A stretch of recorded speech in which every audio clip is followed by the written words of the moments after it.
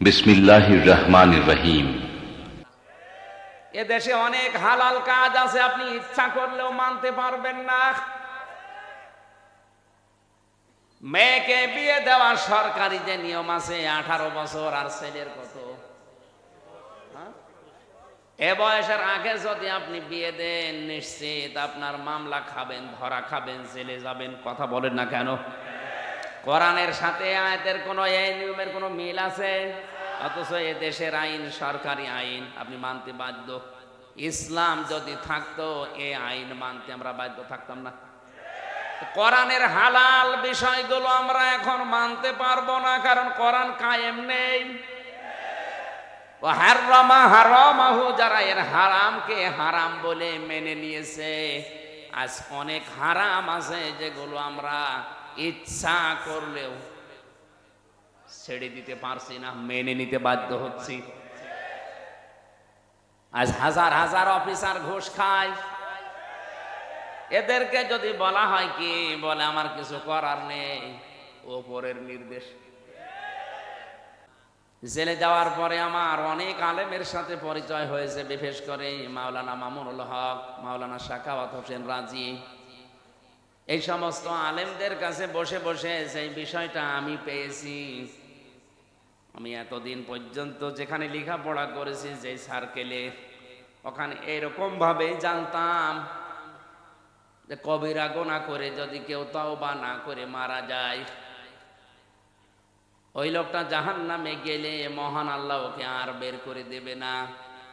কিন্তু মাওলানা মামুনুল হকের সাথে, মাওলানা সাখাওয়াত হোসেন রাজির সাথে বহুদিন, প্রায় 2 বছর 8 মাস আমরা পাশাপাশি এ বিষয়টা নিয়ে প্রায় 15-20 দিন একাধারে আমরা আলোচনা করে ক্লিয়ার আমার কনসেপ্ট এসেছে। কোন মানুষ যদি শিরিক আর কুফর, শিরিক আর কুফর করে কেউ যদি মারা যায়, ওই লোকটার জন্য বিনা হিসাবে, বিনা বিচারে জাহান্নাম, ওর জন্য আর কিছু নেই।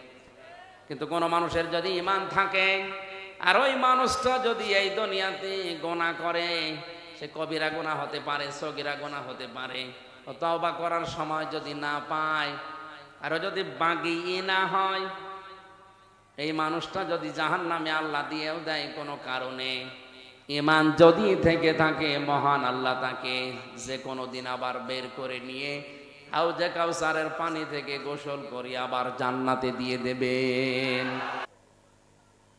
পৃথিবীর মানুষকে খুশি করা মানুষের দ্বারা সম্ভব না, কারণ এই যে পেটটা, আল্লাহর নবী বলেন মানুষের এই পেট ভরবে না কোন পর্যন্ত জানো? পৃথিবীর মানুষকে যদি বলা হয় এক মাঠ, আর একটা মাঠ ভরতে যদি স্বর্ণ দিয়ে দাও, বলবে আর একটা যদি পেতাম। মানুষের পেট ওই পর্যন্ত ভরবে না যতক্ষণ কবরের মাটি পেটে না যায়।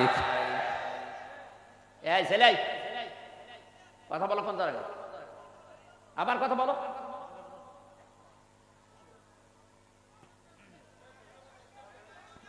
কথা বলা যাবে না ভাই, না দেখতে পারলেও চুপ থাকে। কত মানুষ দেখছেন না, নীরব হয়ে শুনছে। আপনার জন্য যদি ডিস্টার্ব হয়, কবিরা গুনাহ হবে আপনার।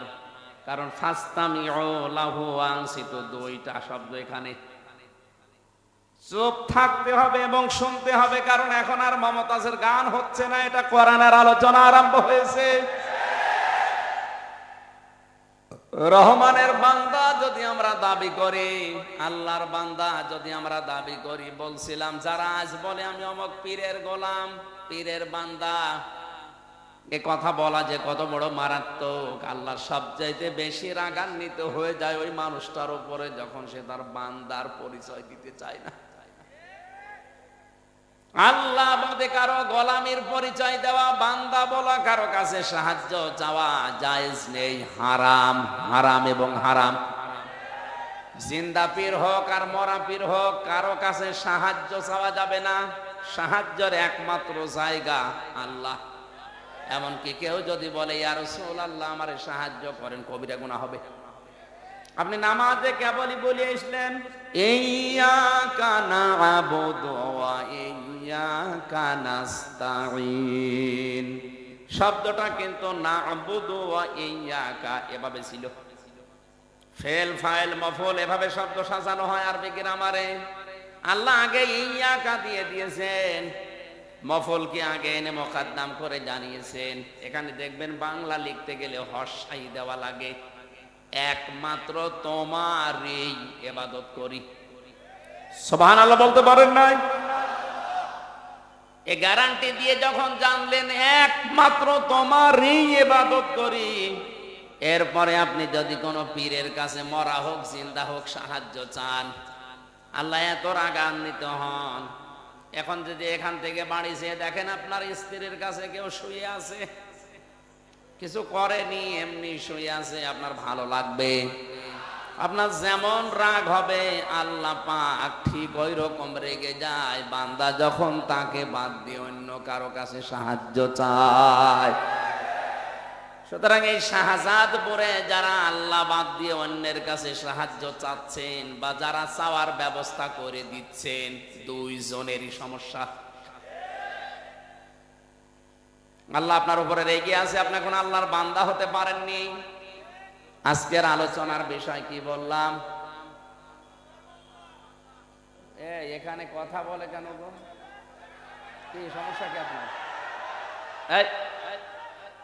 এখানে হয় বসেন, নাই চলে যান, যান।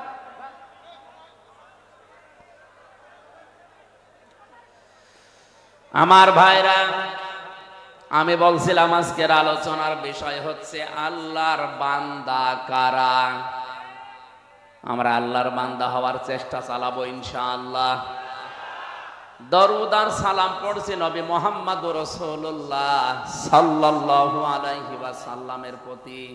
এখানে একটা তথ্য আছে, আলেমরা আছেন, আলেমদেরকে বলছে এবার, ওয়াল্লাযী আরসালা রাসূলাহু বিল হুদা ওয়া দীনিল হক লিইয়ুযহিরাহু আলাদ-দীনি কুল্লিহি ওয়া কাফা বিল্লাহি শাহীদা।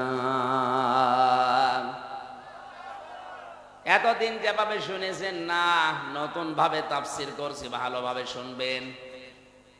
আল্লাহ পাক বলেন তিনি সে আল্লাহ যিনি তার রাসূলকে সত্য দিন সহকারে দুনিয়ায় পাঠিয়েছেন শুধু খেলা করার জন্য।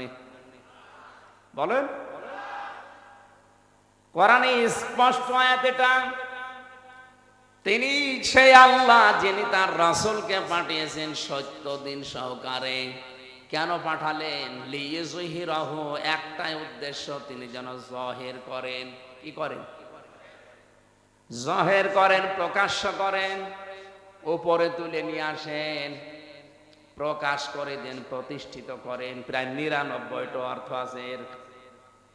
আলাদ-দীনি কুল্লিহি, দুনিয়ায় যত ধর্ম আছে, যত দিন আছে, সব দিনের উপরে যেন তিনি তার পাঠানো দিন ইসলামকে উপরে তুলে নিয়ে আসেন।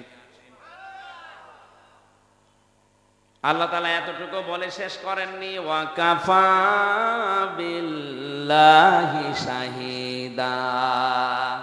এই কাজ করতে গিয়ে নবীর পেছনে যদি বাংলাদেশের কেউ না থাকে, আমি আল্লাহ বলছে আমি নিজেই যথেষ্ট।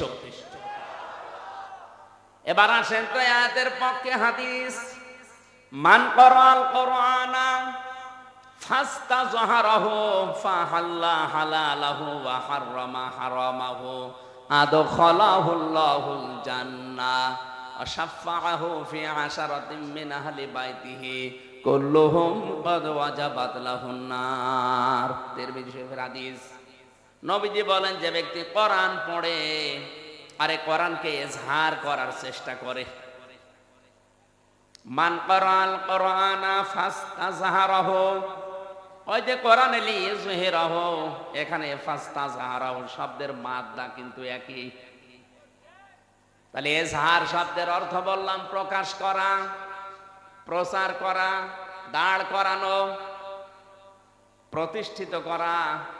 এই পৃথিবীতে যারা কোরআন পড়ে আর কোরআনকে যারা দাঁড় করানোর জন্য চেষ্টা চালায়, প্রতিষ্ঠা করার জন্য যারা চেষ্টা চালায়, ফাহাল্লা হালালাহু, এর হালালকে হালাল হিসাবে মেনে নেয়, একটি বারের জন্য চিন্তা আসে না যে কোরআনে কারিম আল্লাহ প্রকাশ করার জন্য বলার পরে হালালের কথা কেন বললেন? কারণ আল্লাহ জানে ভালো করে এ পৃথিবীতে কোরআন যদি প্রতিষ্ঠিত না হয়, কায়েম না হয়, এমন এমন হালাল জিনিস আছে যে এই সমাজে মানা সম্ভব না। এ দেশে অনেক হালাল কাজ আছে আপনি ইচ্ছা করলেও মানতে পারবেন না। মেয়েকে বিয়ে দেওয়ার সরকারি যে নিয়ম আছে 18 বছর, আর ছেলের কত? এ বয়সের আগে যদি আপনি বিয়ে দেন, নিশ্চিত আপনার মামলা খাবেন, ধরা খাবেন, জেলে যাবেন। কথা বলেন না কেন? কোরআনের সাথে আয়াতের কোনো এই নিয়মের কোনো মিল আছে? অথচ এ দেশের আইন সরকারি আইন, আপনি মানতে বাধ্য। ইসলাম যদি থাকতো এই আইন মানতে আমরা বাধ্য থাকতাম না। কোরআনের হালাল বিষয়গুলো আমরা এখন মানতে পারবো না, কারণ কোরআন কায়েম নেই। ও হারামা হারামাহু, যারা এর হারামকে হারাম বলে মেনে নিয়েছে, আজ অনেক হারাম আছে যেগুলো আমরা ইচ্ছা করলেও ছেড়ে দিতে পারছি না, মেনে নিতে বাধ্য হচ্ছি। আজ হাজার হাজার অফিসার ঘুষ খায়। এদেরকে যদি বলা হয় কি, বলে আমার কিছু করার নেই, ওপরের নির্দেশ। এই যে আমার এই গাড়িটাই মনে করেন এর কাগজপত্র, রোড পারমিট সব ঠিক আছে, ওকে। এই সিরাজগঞ্জ থেকে কুষ্টিয়া পর্যন্ত যেতে কমপক্ষে 3 থেকে 4 জায়গায় আল্লাহর ওলিরা ধরবে। হুজুর দোয়া চাই। আমি যদি বলি কই আমি তো দোয়া করে আসলাম, না, যে দোয়া নিয়ে এসেছেন ওই দোয়া দিয়ে যান। শেষে বাড়ি পর্যন্ত যেতে যদি আমি 1000 করেও দোয়া দিতে দিতে যাই, আমার 4000 যাবে। টোল আছে, রাস্তায় আছে খরচ, ড্রাইভারের খরচ, তেলের খরচ। বলেন, এখন ওদের যদি জিজ্ঞাসা করা হয় এটা কি জোর করে নিচ্ছেন, জায়েজ হবে? ফতোয়া উল্টো করে দেবে, বলে হুজুর হাদিয়া দেওয়াও জায়েজ, নাও জায়েজ। এটা কি হাদিয়া হচ্ছে?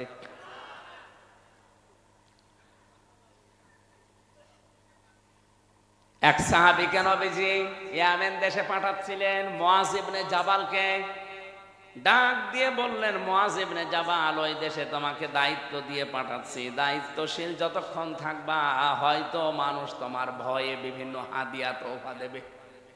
হাদিয়া তোফা ওই পর্যন্ত গ্রহণ করতে পারবা যতক্ষণ ওটা হাদিয়া থাকে, কিন্তু ওটা যদি ঘুষের পর্যায়ে পড়ে যায় তখন আর ওইটা নিতে পারবা না।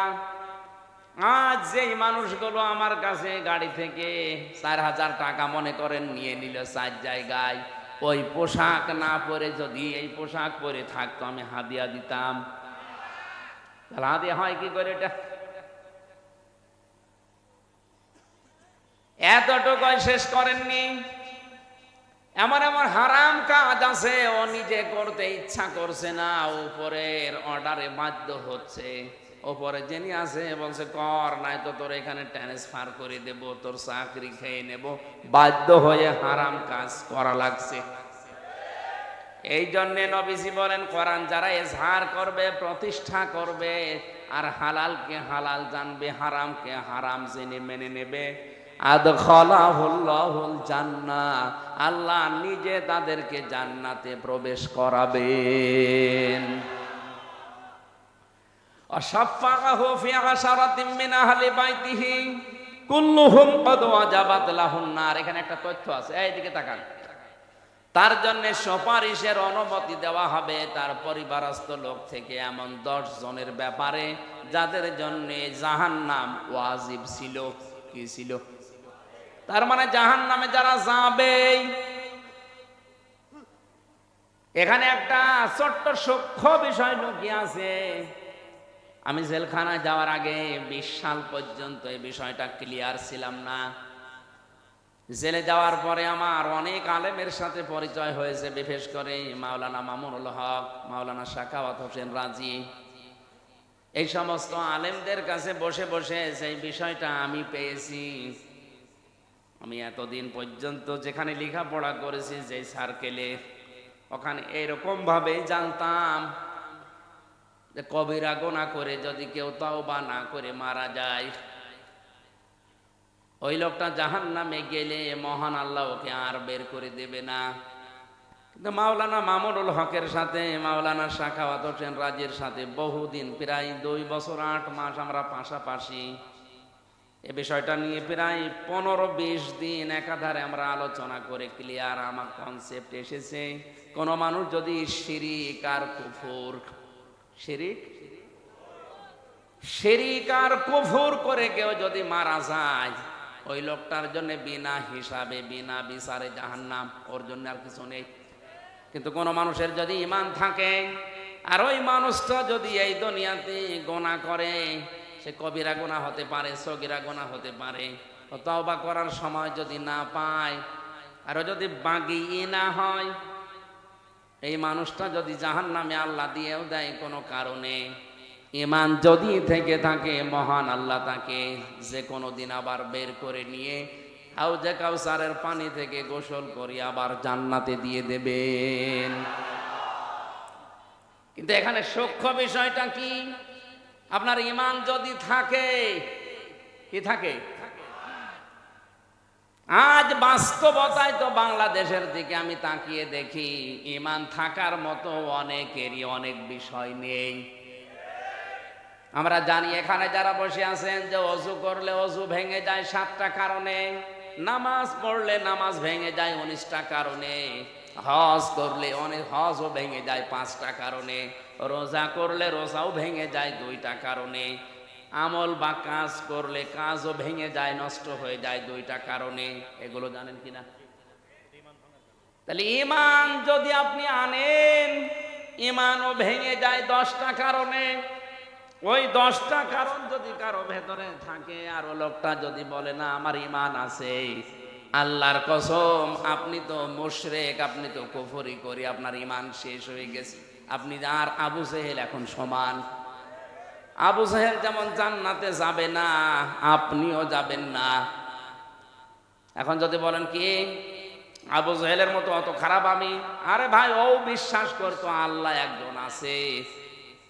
কি বেশি বললাম না? ও বিশ্বাস করতো আল্লাহ একজন আছে। এই জন্য কাবার চত্বরে গিলাপ ধরে বদরে যাওয়ার আগে বলেছিল, মালিক তুমি আসো আমি জানি মুহাম্মদের বিরুদ্ধে যুদ্ধে যাচ্ছে বদরে, সত্যের পক্ষে যে আছে তাদেরকে তুমি বিজয় দিও। ওর দোয়াও কবুল হয়ে গেছে। আল্লাহ একজন আছে, ও যদি বিশ্বাস না করবে, কোন কারণে আল্লাহর ঘর কাবা শরীফেরও দায়িত্বে থাকবে বলেন? এমনকি এই গিলাপ ধরে বলেছিল তুমি আসো আমি জানি। তোর কাজ ছিল মুশরিক ছিল, শিরিক করতো, ও নিজেকে টিকিয়ে রাখার জন্য শিরিক করেছে বেশি এ দুনিয়ায়। এই জন্য লোকটা যারা শিরিক করে আমরা তাদেরকে মুশরিক বলি। কি বলি? আরো জোরে। মুশরিকের জন্য জান্নাত না জাহান্নাম? এটা যে জাহান্নামে যাবে তার প্রমাণ নবীজি নিজে দোয়া করেছিলেন তার আপন চাচা আবু তালিবের জন্য। চাচা মুশরিক, এই জন্য আল্লাহ দোয়া ফেরত দিয়েছে। এটা জানেন কিনা? তাহলে এখান থেকে প্রমাণ পাওয়া যায়, ওয়ালাইন সাআলতাহুম মান খালাকাস সামাওয়াতি ওয়াল আরদা লা ইয়াকুলুনাল্লাহ। কোরআন আয়াতটা কয়েক জায়গায় আল্লাহ জানিয়েছেন। হে নবী, ওদেরকে যদি জিজ্ঞাসা করেন আকাশ আর জমিন কে বানিয়েছে, ওরা গ্যারান্টি দিয়ে লা ইয়াকুলান্নাল্লাহ, লামে তাকিদ নুনে সাকিলা, গ্যারান্টি দিয়ে বলবে আল্লাহ বানিয়েছে। তাহলে আল্লাহ একজন আছে কথা আবু জেহেলও বিশ্বাস। বলেন বলেন। কিন্তু এ বিশ্বাসের সাথে সাথেও শিরিক করতো। আল্লাহ একজন আছে কিন্তু ওনার সাথে আরো অনেক শক্তি আছে, এ বিশ্বাস করার কারণেও মুশরিক। আমাদের দেশে অনেক মুসলমান আল্লাহ একজন আছে বলে, পাশাপাশি অন্য কেউ আছে এরকম বিশ্বাসও করে। এজন্য যারা শিরিক করবে তার 1 নম্বরে ঈমান নষ্ট হয়ে যাবে, 2 নম্বরে যারা কুফরি করবে তাদের ঈমান নষ্ট হয়ে যাবে, 3 নম্বরে যারা নেফাক করবে, মুনাফিক যারা সব ধর্মকে সমান মনে করবে। এই যে তাফসীর থেকে আমি একটা উদাহরণ লিখেছি, যারা সব ধর্মকে সমান মনে করে ওর ঈমান নষ্ট হয়ে যায়। এ দেশে নেই। এখন যদি বলেন হুজুর এই কথা বলার দরকার নেই, আপনি ঘটনা বলেন, সাপের কাহিনী বলেন, বলবো? আমি তো আসল কথা বলছি। আপনি আর কোনোদিন জাহান্নাম থেকে বের হতে পারবেন না যদি এই 10টা থাকে। জীবনের মতো যাবেন, এই শেষ, কোনোদিন আর পারবেন না। আর যদি এই 10টার কোনোটাই না থাকে, আপনি কোনো না কোনোদিন যাবেন, আবার একদিন বের হবেন। এই জন্য তো আপনাকে বাঁচার জন্য বলছে, আমি আপনার শত্রু না, আমি আপনার বন্ধু। 5 নম্বরে নবী ছাড়া যারা অন্যের আদর্শকে ভালো মনে করে, এ বাংলাদেশে নেই। এরা আবার জান্নাতে যাওয়ার আশা করে বসে আছে। ওই ভালো করে খোনে। 4 নম্বরে নবী ছাড়া যারা অন্য কাউকে আদর্শ হিসাবে ভালো মনে করে,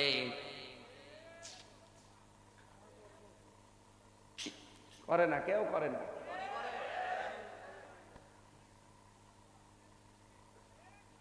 আজ টক শোতে বসে বসে নবীর বিরুদ্ধে কথা বলে, তো ওর কাছে নবীর আদর্শ যদি ভালো হতো ও কি করে বলতো?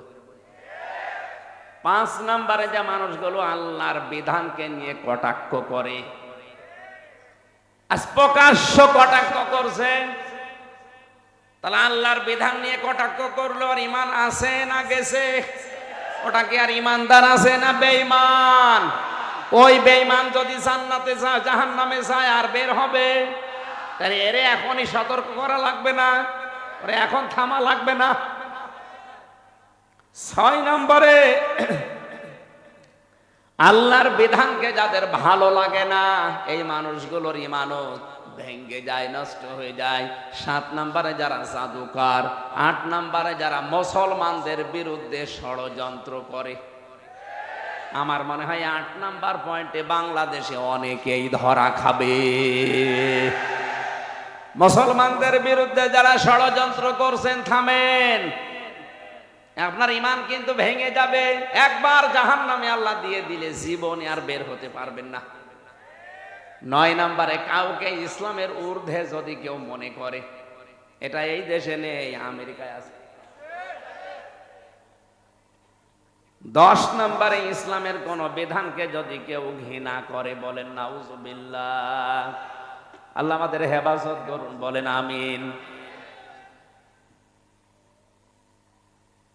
লিইয়ুযহিরাহু আলাদ-দীনি কুল্লিহি দিয়া যেটা বুঝিয়েছে, ইসলামকে যারা দাঁড় করানোর চেষ্টায় থাকবে, প্রকাশ করার চেষ্টায় থাকবে, কায়েম করার, প্রতিষ্ঠা করার চেষ্টায় থাকবে, আর হালালকে হালাল জেনে মেনে নেবে, হারামকে হারাম জেনে মেনে নেবে, তাকে আল্লাহ জান্নাতে শুধু প্রবেশ করাবে না, এমন 10 জনের ব্যাপারে তারে সুপারিশ করার অনুমতি দান করবে যাদের জন্য জাহান্নাম ওয়াজিব হয়ে গিয়েছিল।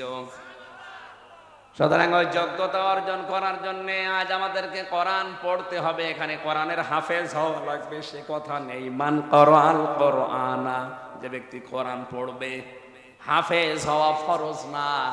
হাফেজ হওয়া ফরজ, কোরআন ফরজ। কোরআন পড়া কি?